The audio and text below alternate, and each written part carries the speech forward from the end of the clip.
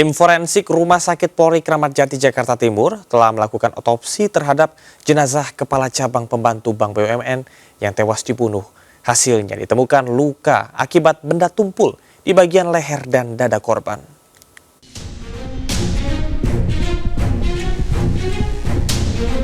Kepala Cabang Pembantu Bank BUMN diculik saat berada di parkiran pusat perbelanjaan di Pasar Rebo Jakarta Timur dan dipaksa masuk ke mobil. Sehari setelah penculikan, jasad korban ditemukan di lahan kosong di Kabupaten Bekasi. Korban ditemukan dengan kondisi terikat lakban di wajah, tangan, dan kaki. 4 pelaku penculikan Kepala Cabang Pembantu Bank BUMN telah ditangkap. 3 pelaku inisial AT, RS, dan RAH ditangkap di Johar Baru, Jakarta Pusat. 1 pelaku RW ditangkap sesaat setelah mendarat di Bandara NTT. Polisi masih mendalami keterangan keempat pelaku terkait motif penculikan yang berujung pembunuhan. Hasil autopsi terhadap jenazah Muhammad Ilham Pradipta, Kepala Cabang Pembantu Bank BUMN, ditemukan luka akibat benda tumpul di bagian leher dan dada korban. Ditemukan tanda-tanda kekerasan pada bagian luar dan dalam tubuh korban. Telah dilakukan pengambilan sampel untuk pemeriksaan DNA, toksikologi forensik, dan kemudian diserahkan kepada penyidik untuk pemeriksaan lebih lanjut. Jenazah Muhammad Ilham Pradipta, Kepala Cabang Pembantu Bank BUMN, dimakamkan di TPU Situ Gede, Bogor, Jawa Barat. Jenazah dimakamkan dekat pusara orang tuanya. Tim Liputan Ayus melaporkan. Gagal gandakan uang, dukun bunuh pasutri dengan racun di Pemalang, Jawa Tengah.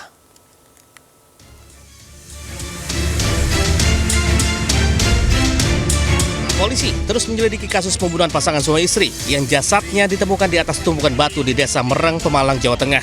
Kedua korban ternyata dibunuh seorang dukun pengganda uang bernama Iskandar, 63 tahun, yang kini telah ditetapkan sebagai tersangka. Motif pembunuhan, tersangka memperdaya korban dengan mengaku bisa menggandakan uang. Namun karena tak kunjung berhasil, korban akhirnya menagih tersangka. Tersangka kemudian menyuruh korban melakukan ritual dan meminum cairan yang ternyata sudah diberi racun. Keesokan harinya jasad Rosiki dan Nur Azizah ditemukan warga di atas tumpukan batu. Dari keterangan warga, sebelumnya pasangan itu sempat mampir ke warung untuk minum kopi. Atas perbuatannya, Iskandar kini dijerat pasal berlapis tentang pembunuhan berencana dengan ancaman hukuman mati atau penjara seumur hidup. Dari Pemalang, Jawa Tengah, Suryono Soekarno Anyus melaporkan. 2 pelaku penganiayaan anak di Tuban ditangkap polisi di Bali. Mereka diamankan saat sedang pesta miras di sebuah mes proyek bangunan. Diam ya dulu, Kapitaru. Diam. Kan kok sama macam-macam ya. Ke Polres Tuban. Tongkak kali mungkin gue tambah. 2 pelaku penganiayaan anak di bawah umur diringkus tim Jatan Ras Satreskrim Polres Tuban, Jawa Timur. Keduanya ditangkap saat sedang pesta minuman keras di mes tempat mereka bekerja di Kabupaten Tabanan, Bali. Pelaku masing-masing berinisial S, 19 tahun, warga Kecamatan Kerek, dan JK, 19 tahun, warga Kecamatan Tambak Boyo, Kabupaten Tuban. Mereka diketahui melarikan diri usai menganiaya AP, 16 tahun, warga Tambak Boyo, di sebuah warung kopi di Desa Dasin pada 23 Juli 2025 lalu. Akibat pengeroyokan tersebut, korban mengalami luka memar di pipi kiri dan kanan. Jadi kemudian kita lakukan pengejaran.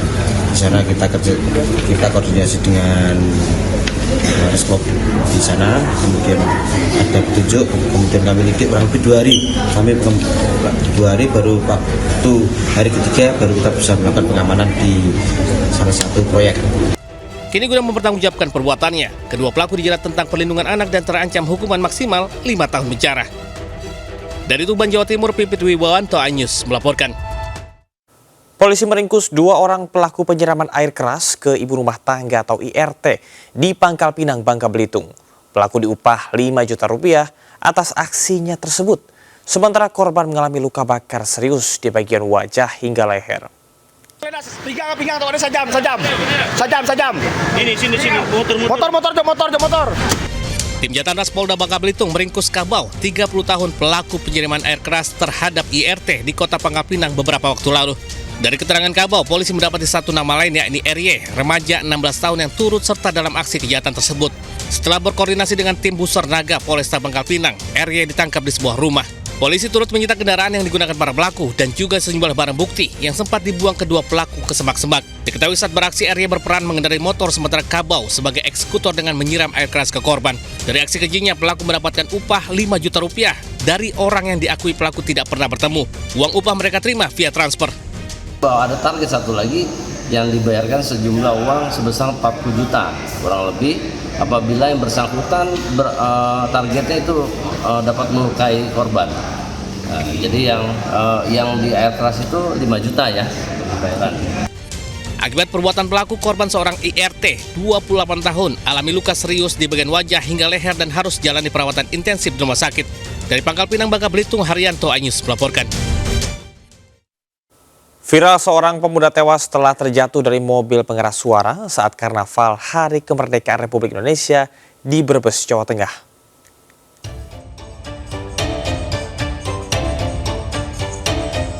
Video amatir warga merekam insiden seorang pria terjatuh dari atas mobil pengeras suara setinggi kurang lebih 3 meter. Peristiwa ini terjadi saat iring-iringan karnaval Hari Kemerdekaan RI ke-80 di Desa Kabupaten Brebes, Jawa Tengah. Korban yang diketahui bernama Pranoto, 37 tahun, diduga hilang keseimbangan saat sedang membetulkan tali sepatu hingga akhirnya terjatuh ke aspal. Korban sempat dilarikan ke Rumah Sakit Bakti Asi Brebes, namun nyawanya tak tertolong. Mobil macet kan menunggu jalan gitu. Nah dia kan itu joget-joget ya bersorak-sorak seperti biasanya gitulah.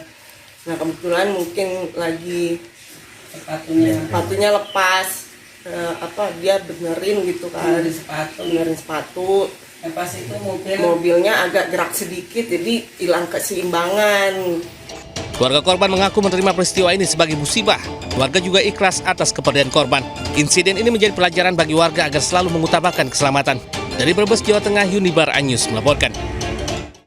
Mak-mak pemotor meninggal dunia di atas kaca mobil setelah terlibat kecelakaan di Bangkalan, Jawa Timur. Seragi tahan, Min, seragi tahan, Min. Seragi tahan, Mat. Woi, seragi tahan. Kecelakaan tragis menimpa mama pengendara motor yang terlibat adu banteng dengan kendaraan roda 4 di Bangkalan, Jawa Timur. Warga sekitar lokasi yang mendengar suara benturan keras sempat kaget saat melihat korban tergeletak di atas kap dan kaca mobil. Warga sempat berusaha menyelamatkan korban, namun korban dalam kondisi sudah tewas. Diketahui korban warga desa Paseseh melaju menggunakan motor seorang diri dari arah selatan. Namun saat melintas dengan kencang, tiba-tiba motor oleng ke kanan dan pada waktu bersamaan sebuah mobil melaju kencang dari arah berlawanan hingga benturan tak terhindarkan.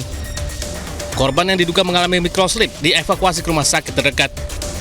Ini karena bertabrakan dari arah depan, ada kemungkinan yang bersangkutan ini terpental sehingga jatuh mengenai kap mobil Honda Brio. Insiden kecelakaan ini pun kini sedang ditangani dan dalam proses penyelidikan unit Gakum Satlantas Polres Bangkalan. Dari Bangkalan, Jawa Timur, Taufik Syahrawi iNews melaporkan. Sebuah minibus hangus terbakar di tol pelabuhan kilometer 18 Tanjung Priok, Jakarta Utara. Kebakaran diduga mobil mengalami korsleting listrik.